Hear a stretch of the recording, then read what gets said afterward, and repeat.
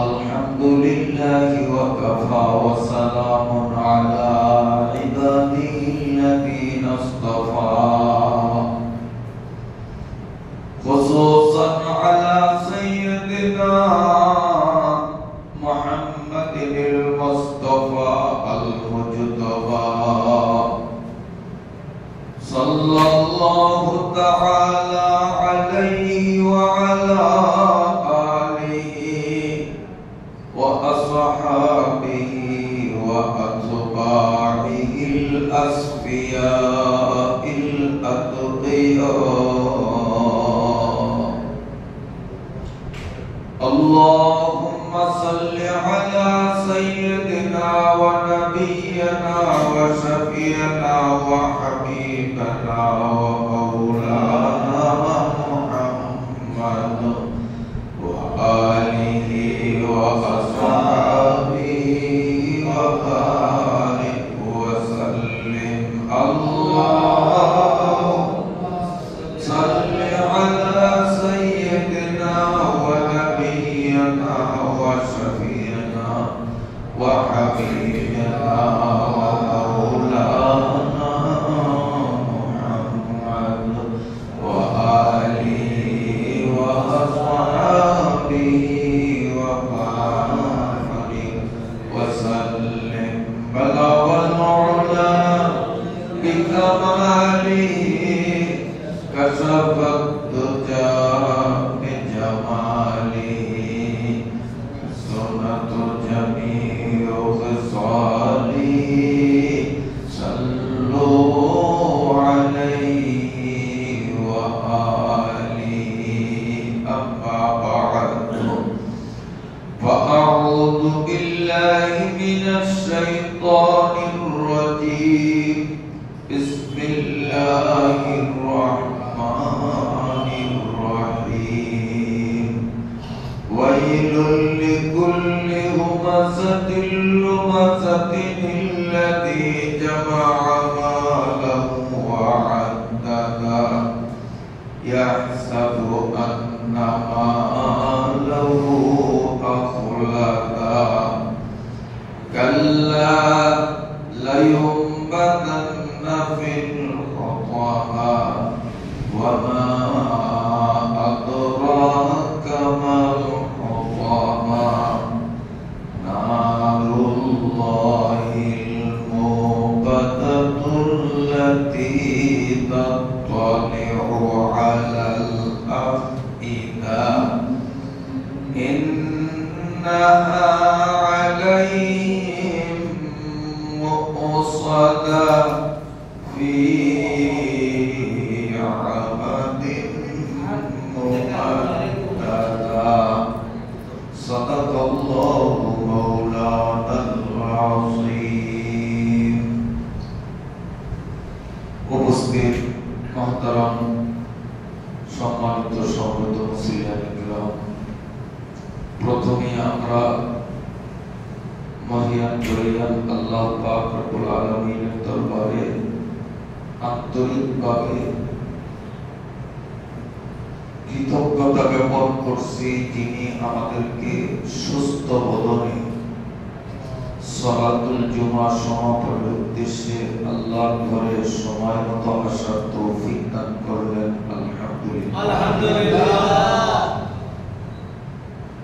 আমরা বিগত কয়েক জুমা ধরে পবিত্র কোরআনুল কারীমের অত্যন্ত চমৎকার উপদেশ সমৃদ্ধ সূরা তথা সূরা আল হুমাযার বিষয়ভিত্তিক আলোচনা করার ফাঁকে সময়ের তাগিদে ভিন্ন প্রসঙ্গে আমরা অন্য আলোচনায় গিয়েছিলাম। গত সপ্তাহে সময়ের স্বল্পতার দরুন আলোচনাকে আমরা পূর্ণতায় পৌঁছাতে পারিনি।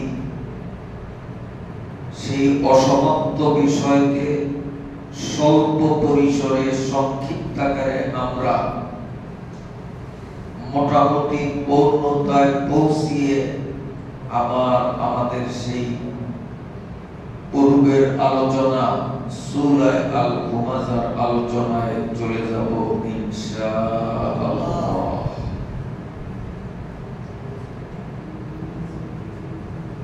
আল্লাহ পাকের হুকুম বুঝে আসুক আর না আসুক, অবনত মস্তকে মেনে নেয়ার নাম মুসলমানি।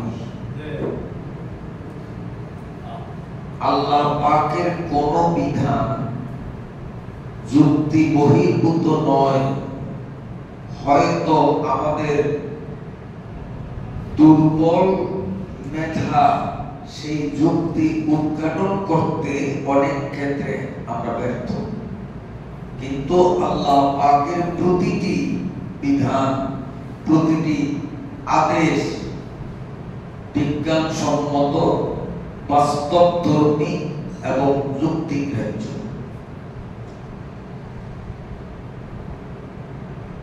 অন্যদিকে আল্লাহর হুকুম এর সামনে ঘোড়া যুক্তি দাঁড় করিয়ে আল্লাহর হুকুমকে অমান্য করা, এটা হলো ইবলিসের বৈশিষ্ট্য। গত সপ্তাহেও বলেছিলাম, ইবলিস তার ঘোড়া যুক্তি দাঁড় করিয়ে আল্লাহর হুকুম অমান্য করার কারণে 4টি পুরস্কার লাভ করেছে। 1 নম্বর, তার 80,000 বৎসরের ইবাদত পণ্ড হয়ে গেছে, সারা জীবনের ইবাদত পণ্ড। 2 নম্বর, ইবলিসের রাজত্ব পরিচালনার যে মহা সম্মান দিয়েছিলেন, তার রাজত্ব ছিল 7 জমিন 7 আসমান, জান্নাত জাহান্নাম, সর্বব্যাপী তার প্রশাসনিক ক্ষমতা, এত বড় রাজ্য তার অধীনে ছিল। এই মহা সম্মান থেকে আল্লাহ তাকে চরম ভাবে অপমানিত, লাঞ্ছিত, অপদস্থ করেছে। নাম্বার 3, চিরকালের জন্য জাহান্নাম অবধারিত করা হলো। 4 নম্বর পুরস্কার, চিরকালের জন্য জান্নাত থেকে বঞ্চিত হলো। ইবলিসের অনুকরণে তার চেলা চামন্ড ও সমর্থকরা কিয়ামত পর্যন্ত যেই যুগে, যেই সময়ে, যখনই আল্লাহর কোন বিধানের সামনে যুক্তি দাঁড় করিয়ে আল্লাহর বিধানকে অমান্য করবে, অস্বীকৃতি জ্ঞাপন করবে, তাদের কপালেও ইবলিসের মতো এই 4টি পুরস্কার নিশ্চিত। আল্লাহ তাআলা আমাদেরকে এর থেকে হেফাজত করেন। আমিন। পবিত্র কোরআনুল কারীমের সূরা নিসার 111 নম্বর আয়াতকে আমাদের এই বাংলাদেশে সর্বপ্রথম আমার জানা মতে অস্বীকার করেছিল তসলিমা নাসরিন। ছেলে এবং মেয়েদের মাঝে মৃত বাবার সম্পদ বন্টনের যে বিধান, সূরা নিসার 111 নম্বর আয়াতে আল্লাহ দিবালোকের ন্যায় সুস্পষ্ট ভাষায় বলেছেন, লিযাকারি মিসলু হাদ্দিল উনসায়াইন। তসলিমা নাসরিন যুক্তি দাঁড় করিয়ে এই আয়াতকে ভুল আখ্যা দিয়ে এই আয়াত কোরআন থেকে তুলে দেওয়ার অভিমত ব্যক্ত করেছিল, যার ফলশ্রুতিতে সারা বাংলাদেশের আপামর মুসলিম তৌহিদি জনতার রোষানলের পরে দেশ ছেড়ে সুইডেন গিয়ে আত্মরক্ষা করতে বাধ্য হয়েছিল। আমি গত সপ্তাহে বলেছিলাম, তসলিমা নাসরিন পালিয়ে যাওয়ার সময় সে কিছু ডিম পেরে গেছে।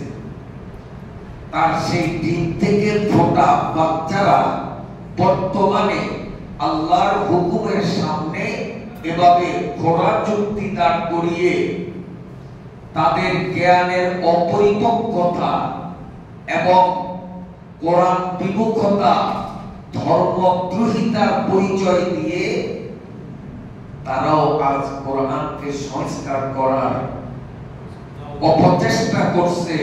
আল্লাহ তাআলা তাদেরকে হিদায়াত নসিব করেন। তাদের মধ্য হতে গত সপ্তাহে নাম বলেছিলাম ফরিদা রহমান। তসলিমা নাসরিনের দেশ ত্যাগের পর যখন সংসদ নির্বাচনে ফরিদা রহমান সংসদ সদস্য হিসাবে নির্বাচিত হন, তখন তিনি পত্রিকায় একটি বিবৃতিতে বলেছিলেন, আমি তসলিমা নাসরিনের মতো কোরআন শরীফের সূরা নিসার 111 নম্বর আয়াতকে ভুল বলি না, তবে আল্লাহ বলেছেন ছেলে পাবে ডবল, মেয়ে পাবে সিঙ্গেল, আমরা দেয়ার বেলায় সমান সমান দেব। আয়াতকে ভুল বলবো না, তবে দেয়ার ক্ষেত্রে আমরা সমান সমান দেব। ভাষাগত পার্থক্য হলেও নতিজা আর ফলাফল এক। সেও আল্লাহ পাকের কোরআনের আয়াতকে অস্বীকার করছে। তার যুক্তি হলো যে আল্লাহ এখানে ছেলেকে ডবল দিতে বলছেন, মেয়েকে সিঙ্গেল দিতে বলছেন, কিন্তু সমান সমান দিলে যে পাপ হবে এটা তো কোরআনের কোথায়ও নেই। কারণ আমি কোরআন, হাদিস, বুখারী শরীফ, মুসলিম শরীফ ওই মুহাম্মদের মতো উঁচু গলায় বলেছে যে আমি সব অধ্যয়ন করেছি, সমান সমান দিলে পাপ হবে এই কথা কোরআনের কোথায়ও নেই। ও ভেবেছে যে মানুষ চোখ বুঝে তার এই অসত্য বক্তব্যকে মেনে নিবে, অথচ পবিত্র কোরআনুল কারীমের সূরা নিসা 112 নম্বর আয়াতে আল্লাহ তাআলা মৃত ব্যক্তির সকল ওয়ারিসদের কে কত অংশ পাবে সেই বর্ণনা দিয়েছেন। 113 নম্বর আয়াতে আল্লাহ বলেন তিলকা হুদুদুল্লাহ। আমার সামনে হাফেজে কোরআন আছে, ভুল বললে উনি লুকমা দিবেন। একজন বিজ্ঞ হাফেজে কোরআন, আমার নামে নাম হযরত মাওলানা হাফেজ ইয়াসিন সাহেব দাওয়াত বারাকাতু উপস্থিত আছেন। এই সূরা নিসা 112 নম্বরে সকল ওয়ারিসদের প্রাপ্য বর্ণনার পর 113 নম্বর আয়াতে আল্লাহ বলেন তিলকা হুদুদুল্লাহ। মৃত ব্যক্তির বন্টন প্রক্রিয়ায় যে বিধানগুলো এতক্ষণ যাবত বলা হলো, আল্লাহ বলেন তিলকা হুদুদুল্লাহ, এগুলো আমি আল্লাহ কর্তৃক নির্ধারিত বিধান। 114 নম্বর আয়াতে আল্লাহ রাব্বুল আলামিন বলেন ওমাইয়াতাআদ্দা হুদুদাল্লাহ ইউদখিলুহু নারান খালিদান ফিহা। আল্লাহ বলেন 114 নম্বর আয়াত সূরা নিসা, আল্লাহ বলেন ওমাইয়াতাআদ্দা হুদুদাল্লাহ, যে ব্যক্তি আল্লাহর বিধানকে অস্বীকার করবে, আল্লাহর বিধানকে অমান্য করবে, আমি আল্লাহ তাকে ক্লিয়ার জানাইয়া দিলাম ইউদখিলুহু নারা, তার শেষ পরিণতি হবে আমি আল্লাহ তাকে জাহান্নামে নিক্ষেপ করব। খালিদান ফিহা, জাহান্নামে একবার তাকে ঢুকানো হবে, কঠিনকালেও তাকে আর বেরোবার সুযোগ দেয়া হবে না। তো আল্লাহর বিধান অমান্য করলে কোন শাস্তির কথা বা নিষেধ কোরআনে নাই বলে ফরিদা রহমান বলেছে, অথচ সেই ফরিদা রহমান সূরা নিসা 114 নম্বর আয়াতটা কি তার দৃষ্টিগোচর হলো না? সে বলেছে যে সমান সমান দিলে তো পাপ হবে, কোরআনে নাই, তো 114 নম্বর আয়াতে আল্লাহ কি তোর মাথা বলেছেন? ওমাইয়াতাআদ্দা হুদুদাল্লাহ ইউদখিলুহু নারা খালিদান ফিহা। আল্লাহর বিধানের সামনে যুক্তি দাঁড় করিয়ে যারা আল্লাহর বিধানকে অস্বীকার করবে, আল্লাহ বলেন ইউদখিলুহু নারা, আমি আল্লাহই তাকে জাহান্নামে ঢুকাবো, অন্য কেউ না, আমি তাকে জাহান্নামে ফেলবো, খালিদান ফিহা, চিরকালের জন্য। মুহতারাম হাজিরিন, বর্তমানে আরেকটা দাবি উঠছে, আমরা সচেতন জনতা জানি, জেন্ডার সম্পর্কে বেশ কিছুদিন আগ থেকে সরব। জেন্ডার অর্থাৎ কোন পুরুষ যদি বলে যে আমি যদিও পুরুষ হিসাবে জন্ম নিয়েছি, মনে মনে ধরে নিলাম আমি একজন নারী, তাহলে সে নারী। কোন নারী যদি বলে যদিও আমি জন্ম হয়েছি নারী রূপে, এখন আমি মনে মনে ভেবে নিলাম, স্থির করলাম যে আমি একজন পুরুষ, তাহলে সে পুরুষ। এই জেন্ডারের বিধান বাস্তবায়নের জন্য কথিত অভিশপ্ত নারী কমিশন বর্তমান সরকারের কাছে দাবি তুলছে। আর সরকার যদি এই দাবিকে পূরণ করেন, তাহলে আমাদের দেশের সভ্যতা, সামাজিকতা, পরিবারতন্ত্র সকলে বিনষ্ট হয়ে যাবে। মানুষগুলো আমরা অল্পতেই পশুতে পরিণত হয়ে যাব। কারণ একটা নারী, সে যদি ওই জেন্ডারের আইনের বলে নিজেকে পুরুষ ভেবে দুইজন পুরুষ শোয়া, তার মাঝে গিয়ে সেও যদি শোয় যে আমিও পুরুষ,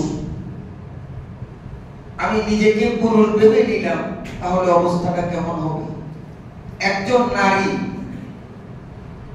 একজন পুরুষ, সে নিজেকে নারী ভেবে সে যদি আরেকটা নারীর পাশে গিয়ে শয়ন করে, লাস্ট পরিণতি কি হতে পারে? বাকিটুকু আর বলার অপেক্ষা রাখে না। তাহলে আমাদের সামাজিকতা, আমাদের মানবিকতা, আমাদের মনুষ্যত্ব কোথায় যাবে? মানুষগুলাকে পশুতে পরিণত করার নীল প্রচেষ্টা চলছে।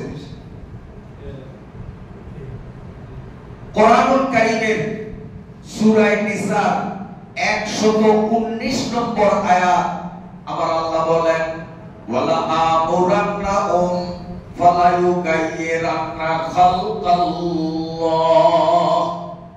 এই 2025 সালে জেন্ডার আইনকে বাস্তবায়নের জন্য অভিশপ্ত, জ্ঞান শূন্য, জ্ঞান পাপী নারী কমিশন ইউনুস সরকারের কাছে যে দাবি তুলবে, ১৫০০ বছর আগে আল্লাহ কোরআনুল কারীমের মধ্যে সূরাত আন-নিসা 119 নম্বর আয়াতে ভবিষ্যৎবাণী করে গেছেন।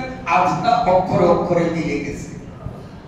আল্লাহ বলেন ওয়ালা আমুরান্নাহুম ফালা ইউগাইয়িরান্না খালকাল্লাহ।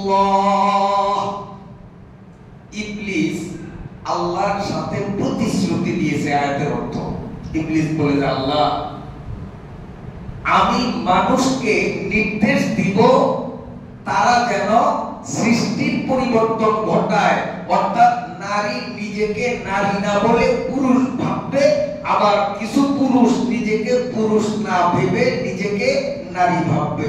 তো এই বিধানটা যদি আমাদের দেশে চালু হয়, পবিত্র কোরআনের সূরা নিসার 119 নম্বর আয়াতকে অস্বীকার করা হবে। মুহতারাম হাজিরিন, এই কমিশন আরো একটা দাবি তুলছে। অনেকগুলো শব্দ বলার সময়ও হবে না, সম্ভব নয়। 400 অব্দি তারা এইভাবে দাবি তোলে, তারা যে জ্ঞান পাপী, জ্ঞান শূন্য, এরা যে মানবরূপী অমানুষ এবং পশু, এটাই তারা জ্ঞাত পরিচয় দিয়েছে। কোরআনুল কারীমের মধ্যে সূরা বাকারার 222 নম্বর আয়াতে আমার আল্লাহ বলেন ওয়ায়াসআলুনাকা আনিল মাহিদ কুল হুয়া আযা ফাতাযিলুন হাত্তা ইয়াতুহুরনা ফাইযা তাতাহহারনা ইলা আখিরিল আয়াত। আল্লাহ পাক রব্বুল আলামিন বলেন, ও নবী, একটি প্রতিনিধি দল আপনার অভিমুখে রওনা হয়েছে আপনাকে একটি বিশেষ বিষয়ে প্রশ্ন করতে। প্রতিনিধি দলটি আপনার দরবারে উপনীত হওয়ার আগেই আপনাকে আমি জবাব শিখিয়ে দিচ্ছি, ওরা আসলে আপনি ওদের কি উত্তর দেবেন।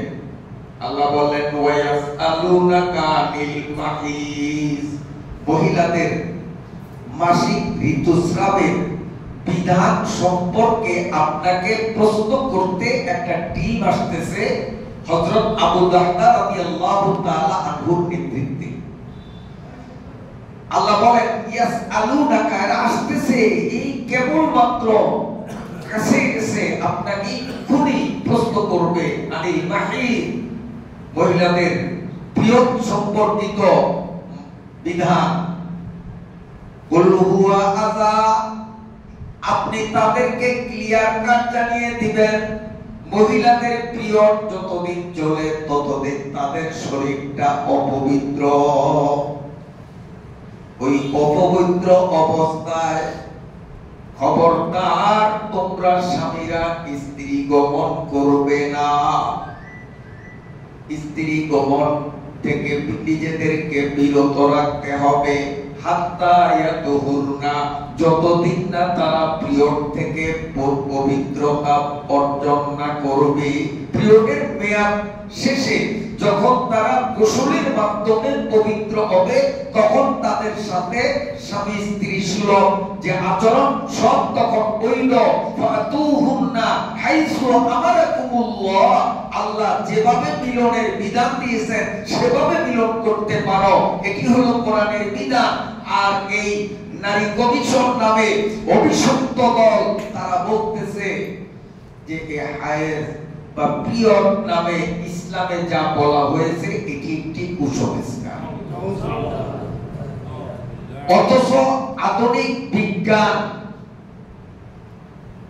গবেষণার পর তারা বলতেছে পিরিয়ড চলাকালীন যদি স্বামী স্ত্রীর মিলন ঘটে, ওই মিলনে যদি গর্ভ সঞ্চারিত হয়, সেই গর্ভের সন্তান বিকলাঙ্গ হবে, পাগল হবে, অথবা এমন মারাত্মক রোগ আর ব্যাধি নিয়ে জন্মগ্রহণ করবে, সারা পৃথিবীর মেডিকেল সায়েন্স তার চিকিৎসায় ব্যর্থ হবে। আর এটিকে ওরা কত বড় দুঃসাহস! পবিত্র কোরআনুল কারীমের সূরা আল বাকারার 222 নম্বর আয়াতকে বৃদ্ধাঙ্গুল দেখিয়ে এমন একটা বিধান চালু করতে চায় যে মাসিক চলাকালীন অবস্থায় পিরিয়ড কালীনও যদি স্বামী ইচ্ছা করে দুই স্ত্রীকে ব্যবহার করতে পারবে। নাউযুবিল্লাহ। এদের মধ্যে মনুষ্যত্ব কোথায়? পবিত্রতা বোধ কোথায়? কত নোংরা মানসিকতা হলে এমনটি তাদের মুখে শোভা পায়, কতটা নোংরা চরিত্রের হবে।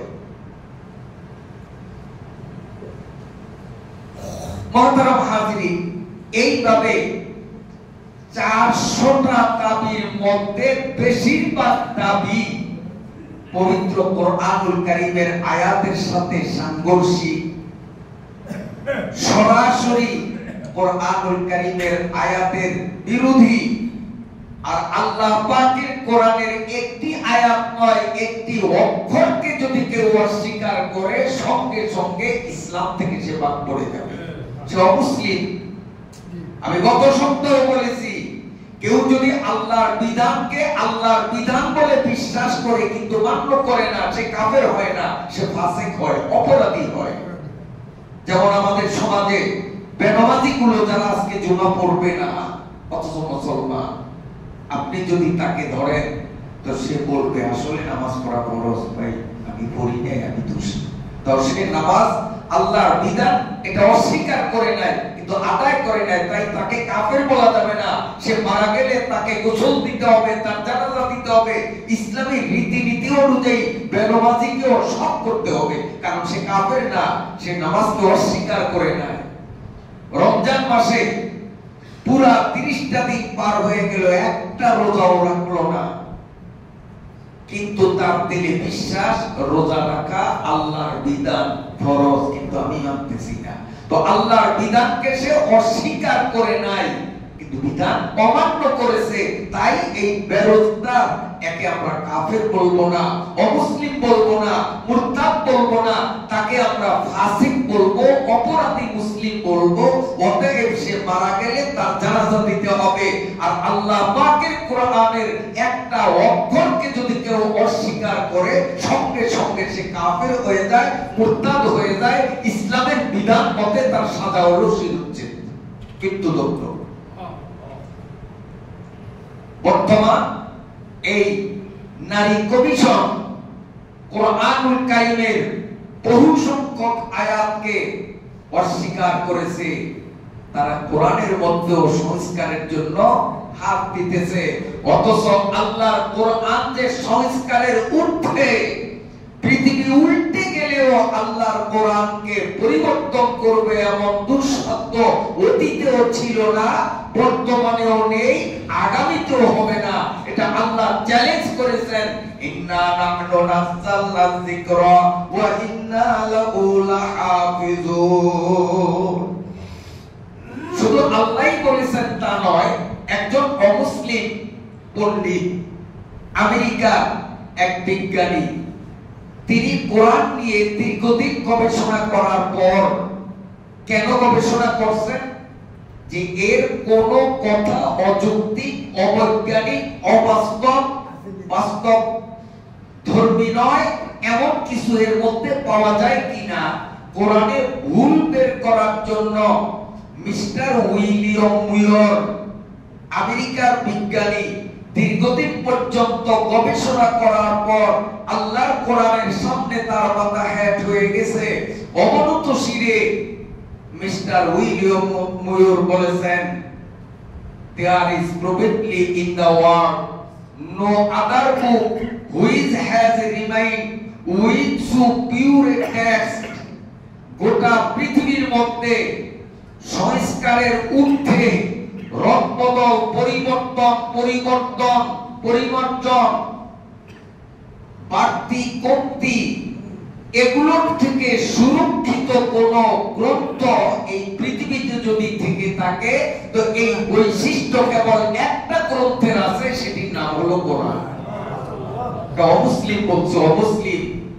আর এই বেয়াদব বদমাইশ নারী কমিশন গুলো নিজেদেরকে মুসলিম নামে পরিচয় দিয়েও তারা এইভাবে শত শত আয়াতকে বৃদ্ধাঙ্গুল দেখাবে, আর বাংলাদেশের তাওহীদবাদী মুসলিম এটি অকাতরে মেনে নিবে। ওরা কোন স্বর্গে বাস করে আল্লাহই জানে। যদি বেশি বাড়াবাড়ি করে বাংলাদেশের মুসলমান উলামা ইকরামদের দীপ্ত কণ্ঠের আহ্বানে উজ্জীবিত হয়ে মাঠে যখন নামবে, এদের পরিণতিও তসলিমার মতোই হবে, বাংলাদেশে তাদের থাকতে দেয়া হবে না। মুহতারাম হাজিরিন, এইভাবে মিস্টার আর্থার জে আরবেরি আরেকজন বিজ্ঞানী, আমেরিকা তার বাড়ি, তিনিও দীর্ঘমেয়াদ আল্লাহ পাকের কোরআন নিয়ে গবেষণা করেছেন, এতে ভুল আছে কিনা,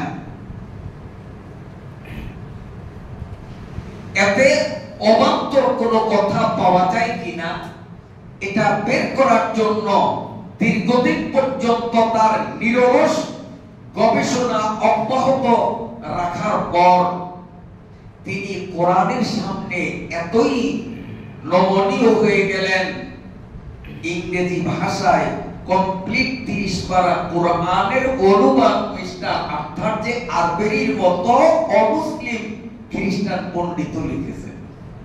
পুরা 30 পারা কোরআনের অনুবাদ। তার সেই অনুবাদের ভূমিকায় কোরআনুল কারীমের প্রশংসায় পঞ্চমুখ হয়ে অত্যন্ত চমকপ্রদ বক্তব্য কয়েক পৃষ্ঠাব্যাপী তিনি লিখেছেন। একটা অনুচ্ছেদ আমি আপনাদের সামনে উপস্থাপন করছি মিস্টার আর্থেনজির ভাষায়। Briefly, the rhetoric and the rhythm of the Arabic of the Quran are so characteristically so powerful, so highly that any version or surah is bound in the nature of things to be but a poor copy of the glittering splendor of the original Lord. Alhamdulillah, alhamdulillah. এই নারী কমিশনের জ্ঞান কি তাদের থেকেও বেশি? ওরা তো বিজ্ঞানী। আর বিজ্ঞানী কাকে বলে? যাদের মহা জ্ঞান মাথায় বিরাজ করে। তোরা তো সে বিজ্ঞানী না, তোরা তো মানুষরূপী পশু। মানব জাতির জন্য তোরা কলঙ্ক। মানবীয় আকারে তোদের জন্মটাই আসলে জাতির জন্য একটা কলঙ্ক। কলঙ্ক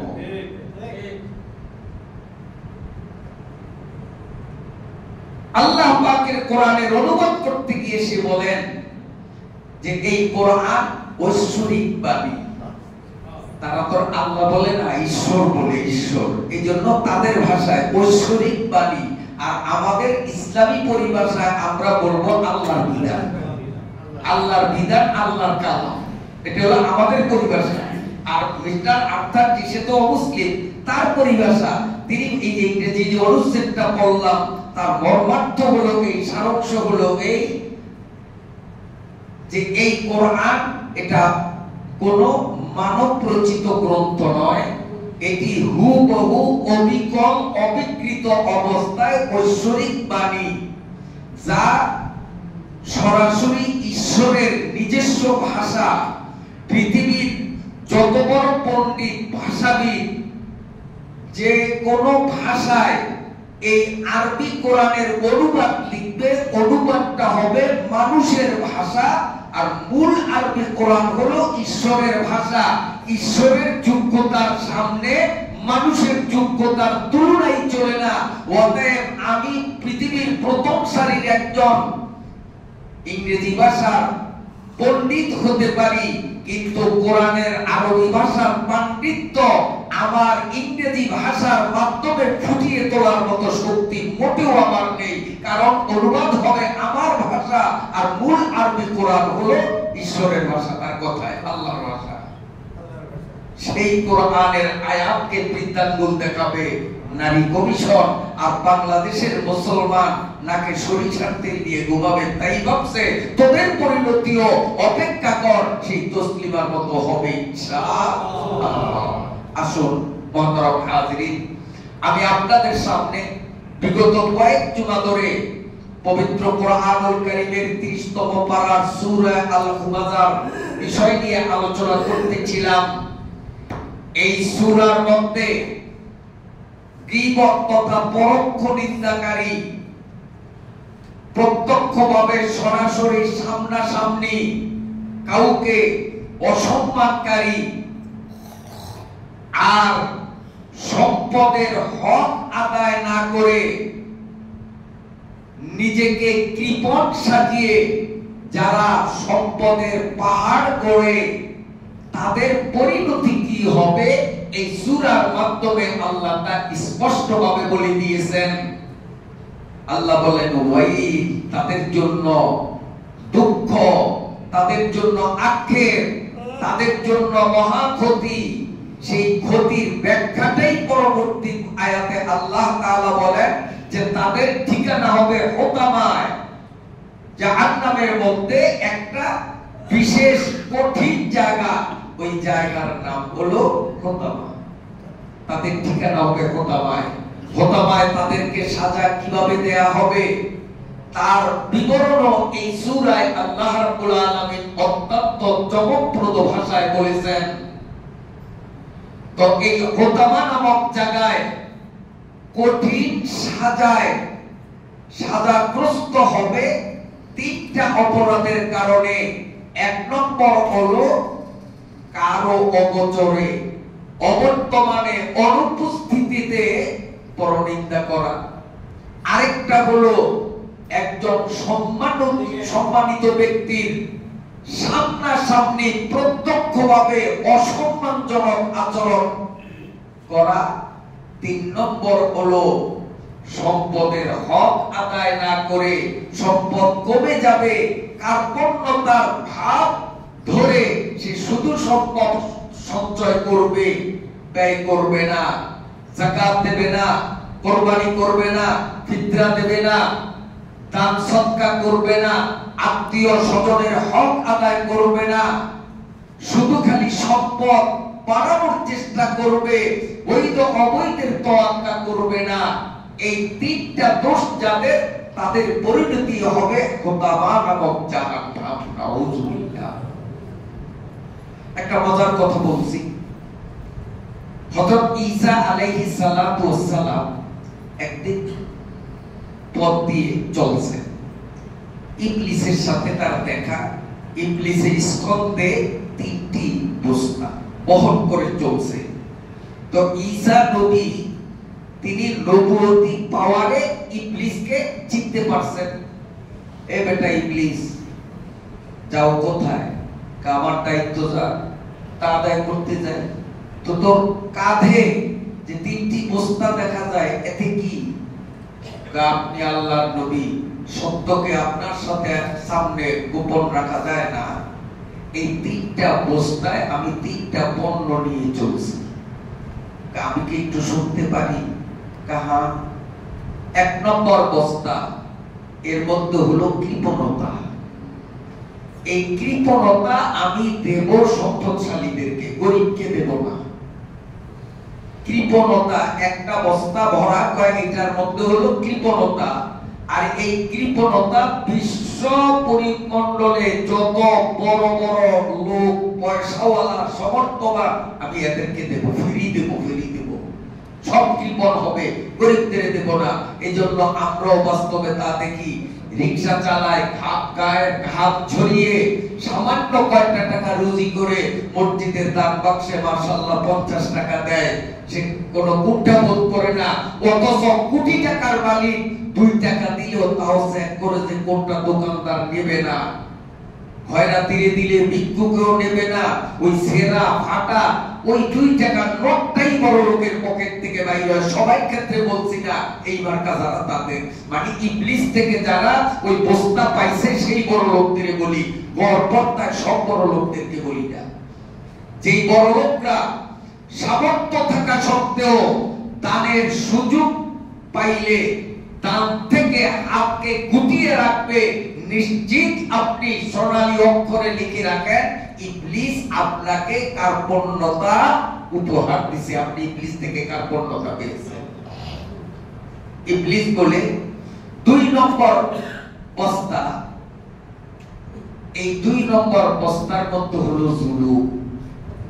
এটা কারে দিবা? এইটা দেব ক্ষমতাধর ব্যক্তিদেরকে, ফ্রি বিতরণ করব। মেম্বার, চেয়ারম্যান, এমপি, মন্ত্রী, প্রধানমন্ত্রী, রাষ্ট্রপতি, এই ধরনের প্রশাসনিক ক্ষমতাধর ব্যক্তি যারা, আমি জুলুমের বস্তা তাদের সামনে খুলে দেব।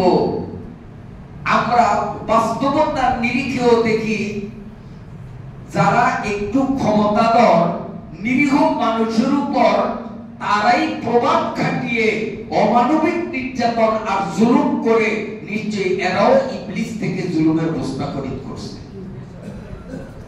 আর ইবলিসের থেকে জুলুমের বস্তা নিয়ে যত বড় ক্ষমতাধর ব্যক্তি নিজের ক্ষমতার বলে, অর্থের বলে নিরপরাধ মানুষের উপরে অবিচার, জুলুম, অত্যাচারের স্টাম্প রোলার চালিয়ে নিজের প্রভাব প্রতিপত্তিকে যতই প্রতিষ্ঠিত করেছে, ইতিহাস এবং বাস্তবতা সাক্ষী, মাজলুম টিকে গেছে আর জালিম বিলীন হয়ে গেছে।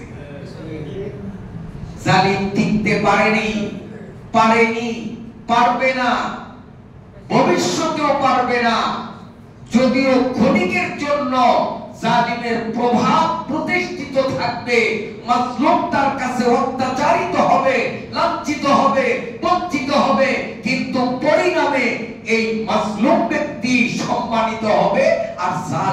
নাম নিশানা মুছে ফেলে। বলেন ইবলিস দুইটার হিসাব পাইলে আরেকটা বলবি না? দুইটা যখন বলছি আরেকটা গোপন রেখে লাভ নেই, এটাও বলি। শুনতে রাজি আছেন? কিন্তু এটা বললে তো আমার কান্দে পড়বে, ওই দুইটা আপনাদের অনেকে কান্দে পড়তে পারে। 3 নম্বরটা তো বলেই দেই, যদিও আমার ঘরে পড়ে। ইবলিস বলে কয় নবী 3 নম্বর বস্তার মধ্যে হলো গৌরব, অহংকারী ভাব, দেমাগ। এটা আলেমদের মধ্যে বেশি। সব আলেমদের কথা বলছি না, কিছু আলেম আমরা এমন দেখি আসলে বাস্তবে তার যোগ্যতা তেমন কিছু না। যদি কোরআন শরীফের একটা আয়াত ধরে দেই, অনুবাদ করতে পারবে না। একটা ফতোয়া জিজ্ঞেস করলে সঠিক সমাধান দিতে পারবে না। এই অল্প কিছু লেখাপড়া করছে, কিন্তু বড় বড় আলেমদের বিরুদ্ধে খুব আঘাতমূলক কথা বলে। গৌরব, অনেকে আছে যে হুজুরদের সাথে মুসাফা করতে গেলে এমন হুজুর আছে ভাব দেখায়, সাথে রিকশাওয়ালার সাথে আমি হাত মেলাবো, যদিও মিলায় তো আরেকদিকে মুখ কইরা লজ্জা বোধ করে যে আমি বড়, আমার সাথে বড়রা আসবে। ইবলিস বলেন এই গৌরব আর দেমাগ এটি আমি আলেমদেরকে দিব। আলেমদের মধ্যে এক শ্রেণী এভাবে নিজেকে নিজে বড় আলেম, বড় বুজুর্গ, বড় পীর সাহেব ভাববে আর অন্যদেরকে তুচ্ছ জ্ঞান করবে। যে সমস্ত আলেমদের মধ্যে এমন স্বভাব, নিশ্চিত তারা ইবলিস থেকে সেই প্রস্তাব পাইছে। আল্লাহ আমাদেরকে এর থেকে হেফাজত করেন। আসলে প্রকৃত বড় আলেম যারা, যে গাছে ফল আছে সে গাছের ডাল নিচের দিকে থাকে। আসলে সঠিক আলেম যারা, তাদের মধ্যে আত্মগৌরব থাকে না। তার বাস্তব প্রমাণটা দিয়ে আলোচনা শেষ করছি। বাইতুল মুকাররমের বর্তমান খতিব আব্দুল মালিক সাহেব, এশিয়া মহাদেশে ওনার দ্বিতীয় কেউ নাই। পুরো বাংলাদেশ না, এশিয়া মহাদেশে হাদিস বিষয়ে এত বিজ্ঞ আলেম নাই। কিন্তু আপনি যদি ওনাকে দেখেন, ভাববেন কোন মসজিদের খাদেম। সে বাইতুল মুকাররমের খতিব তো দূরের কথা, পোশাকে আশাকে মনে করবেন হয়তো কোন মসজিদের খাদেম, মুয়াজ্জিনও মনে করবেন না। এত বড় আলেম, কত বিনয়ের সাথে তিনি চলাফেরা করেন। আল্লাহ তাআলা আমাদেরকে বিনয়ের সিফাত গ্রহণ করার পূর্ণ তৌফিক দান করেন। যাদের সুন্নত রয়ে গেছে